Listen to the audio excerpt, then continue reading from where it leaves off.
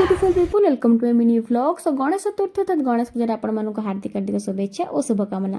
आम समस्त गणेश पूजार प्रिपेरेसन लगी जाइलु। देन घंट हुलहुली और शंखर ताले ताले घरटी पूरा कंप्लीट था कारण बापा जी विराजमान होते।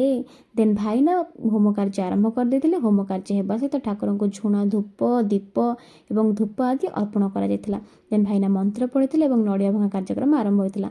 समस्त नड़िया भांगी ठाकुर को पानी अर्पण कर निजर मनस्कामना को खोली कहते। देन बारी आसला पुष्पांजलि देवार हाथ में समस्ते पुष्प धरी ठाकुर को पुष्पांजलि देवाई पूरा रेडी होते।